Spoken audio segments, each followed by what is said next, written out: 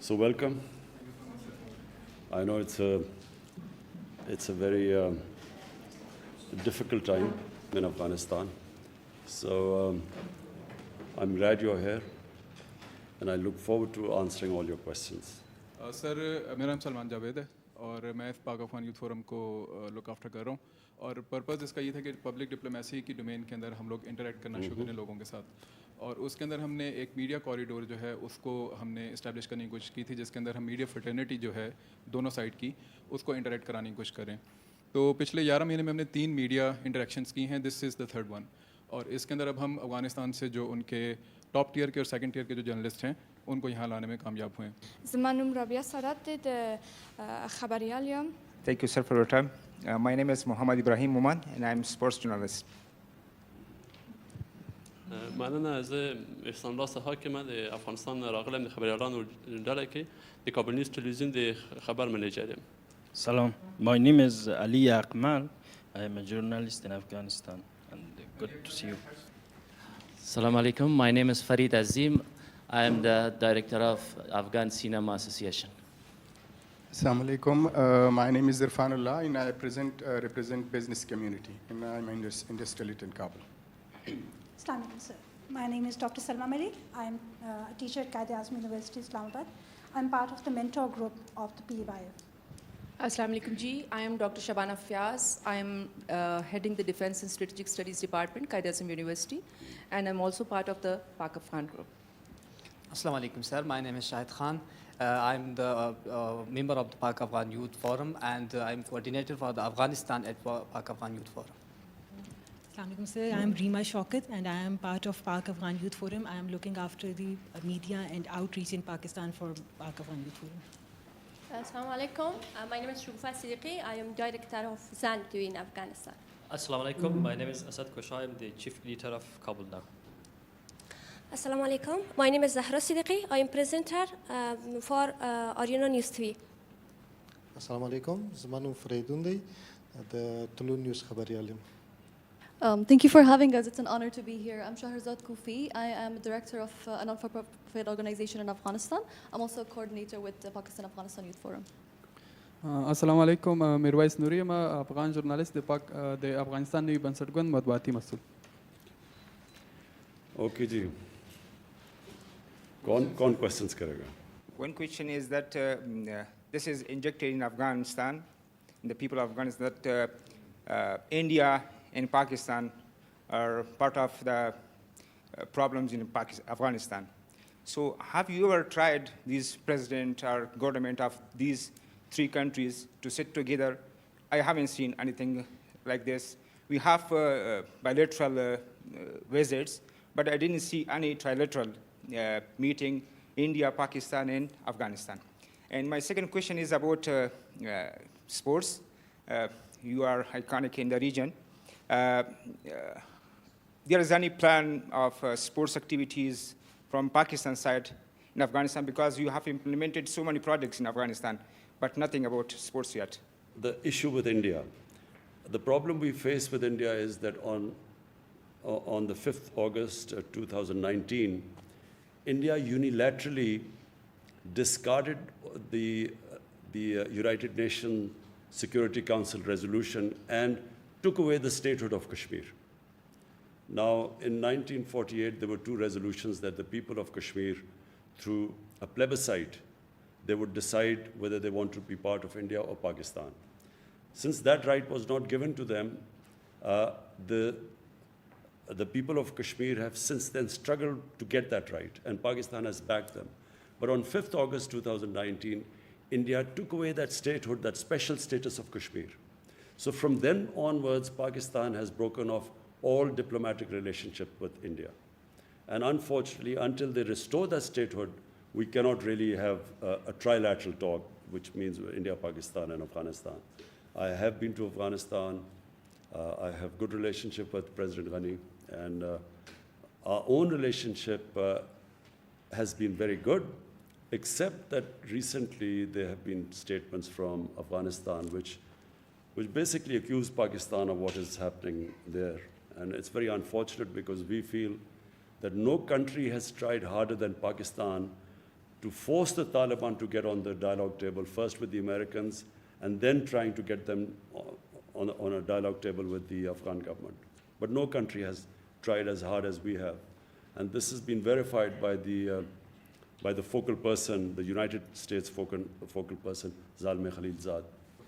Sports. Frankly, I haven't had time for sports in these last 3 years. There have been so many other issues.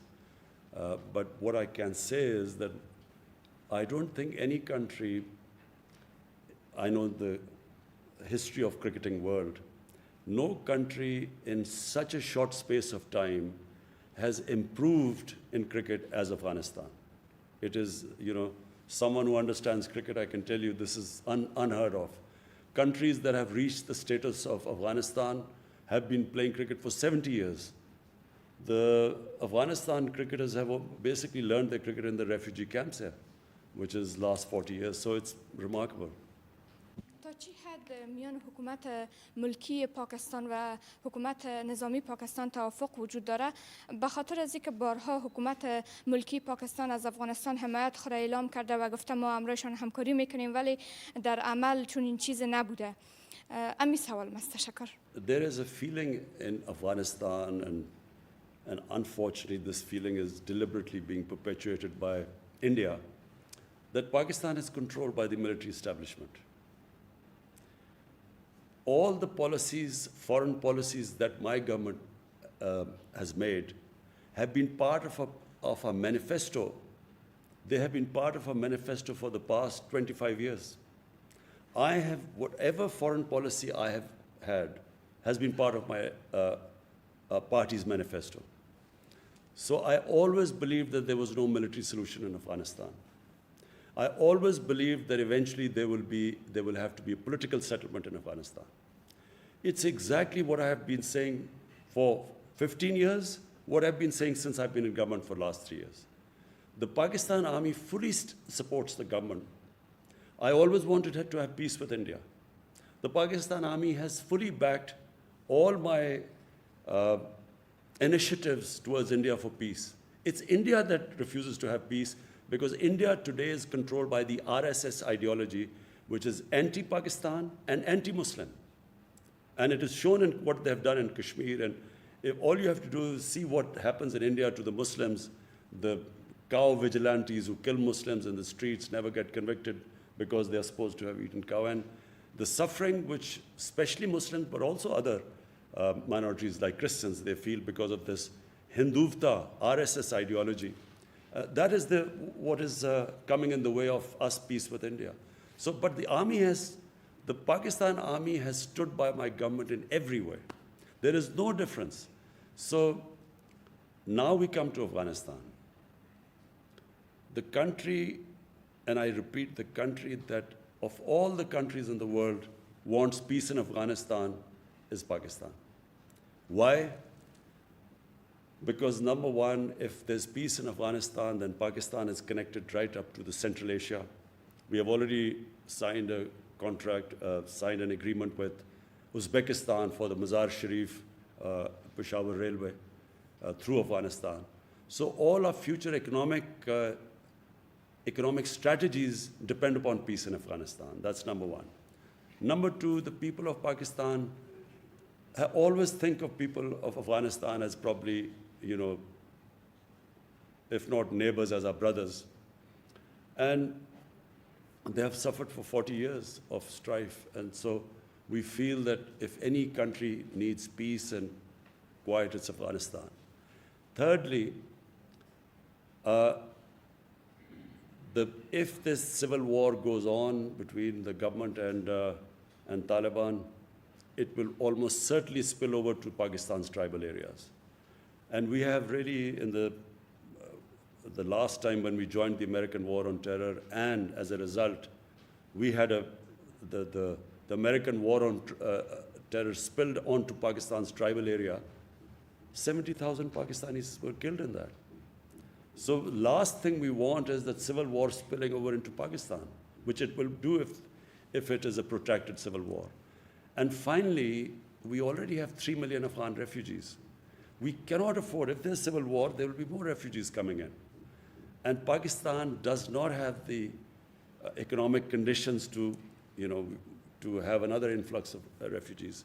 So it is in our interest, and that is why Pakistan has tried its best, is trying its best for a political solution in Afghanistan. Thank you so much for your time.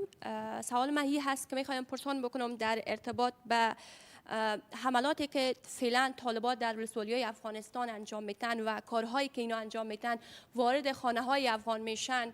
آیا از نظر شما N گروه کارهایشان چگونه است؟ غیر انسانی هست یا گروه تروریستی هستند طالبان؟ آیا شما میپذیرین؟ و دیگه ای که در این اواخر آیا اجساد پاکستانی را شما کشور پاکستان دریافت کردن از افغانستان تسلیم شده باشند؟ نظرتان در این ارتباط چی هست؟ و با چنین شرایط نتیجه روند صلح را در افغانستان شما چگونه میبینین من حیث یک کشور خیلی نزدیک بر Afghanistan? تشکر. First, what the Taliban are doing or not doing has nothing to do with us. You have to speak to Taliban about what they're doing. We are not responsible. Neither are we some spokespersons for Taliban. But you have two choices. 20 years, a military solution has been attempted to bring peace to Afghanistan, and that's failed. Now you have a choice. Either this American-backed military solution, you can continue, because if you feel the Taliban are not someone you want to have in part of your government, you can keep on the course of a military solution. But everyone knows it's not possible anymore. The second solution is to have a government, a political compromise between the Taliban and the government, to have a compromise, an inclusive government. That is the only solution. Now, what the Taliban are doing or not doing has nothing to do with us. All we want is that there should be peace in Afghanistan. Pakistan's interest is peace there. There are 3 million Afghan refugees in Pakistan. Almost all of them are Pashtuns. And all of them, or most of them, would have sympathies with Taliban. How is Pakistan supposed to check who is going over there to fight or not when there are about 25,000, 30,000 people who cross every year, every day? They go into Afghanistan and come back. How is Pakistan going to check that? So Pakistan has consistently said that if the Afghan refugees go back to Afghanistan, then hold us responsible. But if there are 3 million refugees here, how can we say few hundred or few people have gone there to fight and their bodies are coming back? How can Pakistan be held responsible? There are refugee camps of 500,000 people. There are refugees with over 100,000 people. So how is Pakistan going to go into the refugee camps and decide who is pro-Taliban and who is not? So it's not possible unless, and let me just say the other thing, that until recently there was no border between Pakistan and Afghanistan. The Durand line was just imaginary. There was no physical border. So to stop, to control the outflow and inflow into Pakistan, we have built this fence at a huge cost to Pakistan. We have completed 90% of the fence now. So for the first time you have a border fence. Before that there was no border anywhere. Durand land was no border. So we are trying our best, but it is not possible to hold Pakistan responsible when you have over 3 million refugees here. What interest could possibly Pakistan have in a civil war in Afghanistan? What interest would Pakistan have in backing someone to take over Afghanistan? What is clear is that no one party will be able to take over Afghanistan. So if Taliban try to take over Afghanistan, it will just be an ongoing civil war. In the past, Pakistan did have an interest. In the 90s, Pakistan had an interest. And why did Pakistan have interest? Because Pakistan had this policy of strategic depth. What was strategic depth? Pakistan was always wary of Indian influence in Afghanistan, and Pakistan did not want to have a situation where it was fighting on two fronts. So Eastern Front, India, and then Afghanistan also became pro-India. So in those days, Pakistan did try to have favorites. They backed favorites. Now, and especially my government, We believe that Afghanistan can never be controlled from outside. Afghanistan has a history. Throughout history, Afghans are the most independent people. So you can't control Afghanistan from outside. So our government's policy is, whoever the people of Afghanistan choose, Pakistan will have best relationship with them. So we have no favorites now. We do not have that old policy of the 90s of strategic depth anymore. زه دوه لاندې پوښتنې لرم. You تاسو ولسمشر غني سره په Uzbekistan کې لیدلی وو او وروسته د هغې د افغانستان او پاکستان اړیکې خرابه شوې. دغه لیدنو کې تاسو څه ویل؟ او بل د سلسله لیخیل په اسلام آباد کې برامته شوه. د هغې قضیې په اړه کې معلومات ورکړئ چې دغه د چا لخوا اختطاف شوې وه، برامته شوې وه، ولې برامته شوې وه او د څه دلیل له مخې؟ ډېره مننه. First thing is that whatever I'm telling you, I told President Ghani. I told him that Pakistan, President Ghani felt that, we should try and stop the people going across. We told them that we can have a joint, we will have a joint inspection. You tell us where people are crossing, we will take action. We assured him about that. Because we know that all the fighting people, if half of Afghanistan is with Taliban, what would they be doing in Pakistan? They talked about families of Afghans, of Taliban in Pakistan. The question is, should Pakistan put their families in jail? What is Pakistan supposed to do with their families if they're here? And then, if there are few Taliban leaders who have families here, the only leverage we have is because of that. The reason why they actually had talks with the Americans, and Pakistan was able to make them have talks with the Americans, was because of this leverage.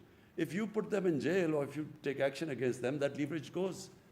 But more importantly, I got the impression that somehow the Afghan government feels that we should take some sort of a military action against, force whoever the Afghan or who the few pro-Taliban people or Taliban leaders are here. But so number one, we will do everything, but we will not use military force anymore in Pakistan. As I said last time, we were fighting someone else's war and we ended up 70,000 Pakistanis were killed. So there is a consensus in Pakistan that we will not use military action. Short of military action, we will try our best. How much ever pressure they want us to put on the Taliban, we will, because it is in our interest there's peace in Afghanistan. But we will not use military means. We are clear in Pakistan about that. The ambassador. So, we have detailed now through the Safe City cameras, we have detailed, charted out the exact path taken by the daughter of the ambassador. And, the taxi drivers, the taxis which the ambassador's daughter took, we got through the cameras, we got the numbers of the taxis, we called those people up, they've all been interrogated. They have, so unfortunately the explanation doesn't tally what the ambassador's daughter says and what the cameras show, where she says that she was put in a taxi and taken away and they was beaten up. But there is a picture of that taxi and she's sitting there and she's fine. And the driver was called up and the police officer showed. So unfortunately, we didn't get the answers because the police has now all the record, charted all the areas where she went. And it doesn't tally with what her accounts are. There's a discrepancy there. And unfortunately, they went back, so we have no way of confirming what happened. But the account of the ambassador's daughter does not tally with all the cameras which show her going into the 3 different taxis. The taxi drivers were interviewed, got into the police station. It does not match there. Sir, the Afghan government has requested for a team to visit Pakistan for sharing this investigation, and we have conveyed our concurrence for that team to visit next week. So you've heard that there's a team coming from Afghanistan. We will give them all the information they want. We will give them the pictures from the safe city cameras, exactly the movements, and so that they can go and ask the questions to the daughter when they go back. بخیر تشکر is an میکنم که فرصت گذاشتین وقت گذاشتین بر ما. میخوایم سوال داشته باشم در قسمت پروسه صلح افغانستان. این که پاکستان بارها گفته که ما در قسمت پروسه صلح با افغانستان صادق هستیم و همکار هستیم. پس مراکز مشورتی طالبان فعلا در قلمرو پاکستان نشان دهنده چی است؟ تشکر. We have consistently asked the Afghan government to tell us where these shuras are and where the hubs are, supposedly where the Taliban are supposed to be. You know, we kept hearing about this when the Americans were conducting operations. There were drone attacks in the tribal areas. Americans were, killing people through drones. So why didn't they spot this Quetta Shura and so on? Because we've always asked them to tell us where this Quetta Shura and so on. The thing is, if the Taliban meet within the Afghan refugee camps, as I said, one of the refugee camps is over 500,000 people. There's another is 100,000 people and so on. So it's not easy for Pakistan to tell them exactly, who's coming and where. This has been asked over and over again, and let me just, in the end, say one thing. The reason why 150,000 NATO troops, the greatest military machine in the history of mankind, the reason why they did not succeed in Afghanistan has nothing to do with Pakistan. It's exactly what the Americans did in Vietnam. When they failed in Vietnam, they blamed, some insurgents from Cambodia or Laos, and they actually bombed Cambodia and completely destabilized Cambodia. But they still didn't make any difference. We were told at one point that the Taliban main sanctuaries were in North Waziristan. They kept pushing us that we should take action in North Waziristan. Finally, after 4 or 5 years, Pakistan actually took action in North Waziristan. 1 million people were internally displaced from North Waziristan when Pakistan took action. 1 million people were displaced. Some Pakistani soldiers lost their lives. The whole area was cleared. But what difference did it make? This was in 2014. It made no difference at all. Nothing happened. I mean, it's not that suddenly the NATO troops won the war in Afghanistan.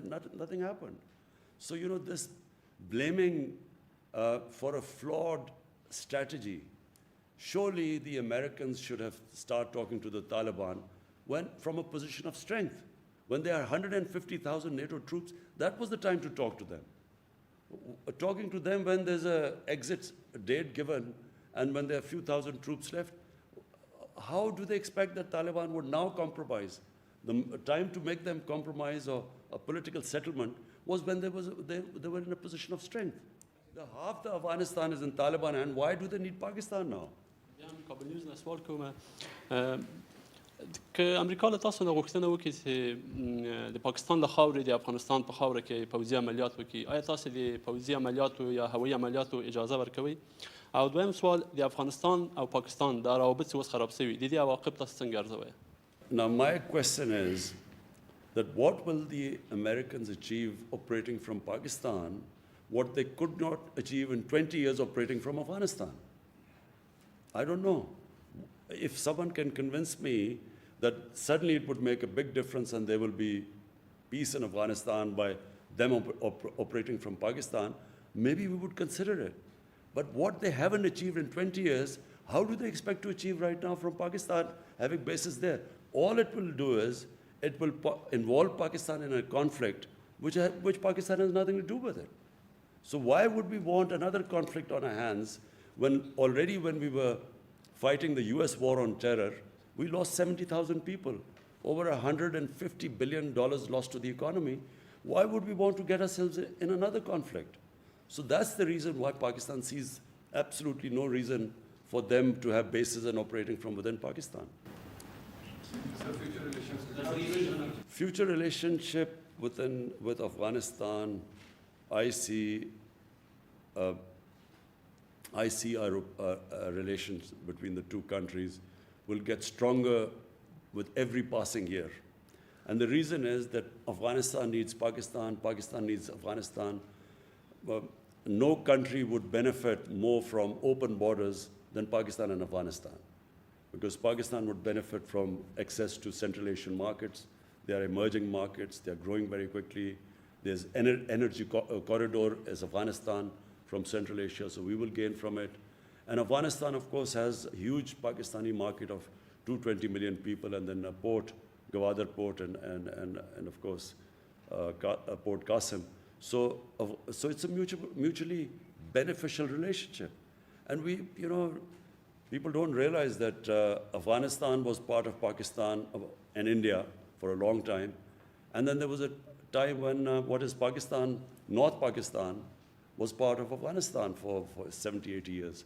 So there's a strong linkages between the two countries.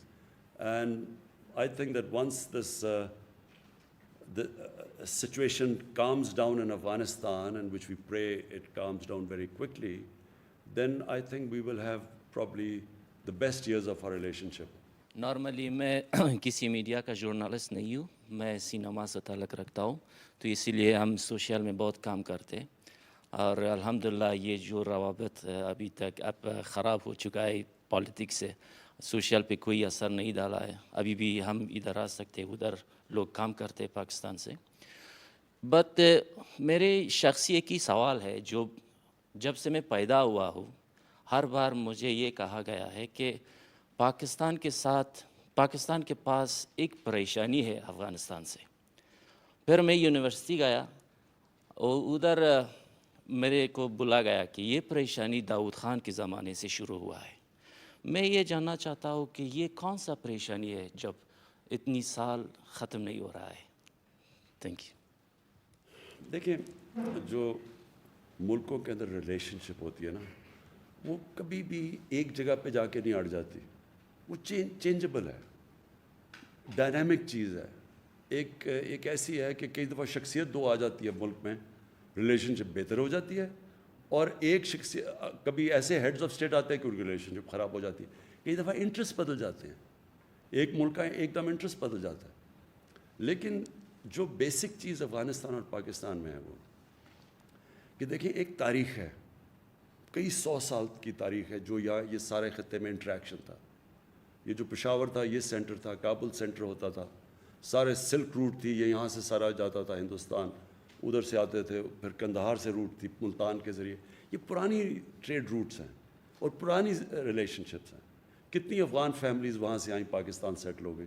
میری ساری ماں اور باپ کی قبیلے سارے افغانستان سے آئے تھے، یہاں سارے ہندوستان میں سیٹل ہو گئے کتنے 100 سال پہلے. تو یہ انٹریکشن ہمیشہ رہا ہے. اس میں کبھی کبھی برا وقت آتا ہے. افغانستان کا انٹرسٹ ہو گیا سوویٹ سے، پاکستان کا انٹرسٹ چلا گیا امریکہ کے ساتھ، اس کے اندر ہماری ریلیشن شپ خراب ہو گئی. پھر آئی حکومت افغانستان کا ہندوستان کے ساتھ قریبی ہو گیا، تو ظاہر ہے پاکستان سے خراب ہونی تھی ریلیشن شپ. لیکن long term relationship, natural relationship ہے ہی پاکستان اور افغانستان کی. اوکے جی، تھینک یو.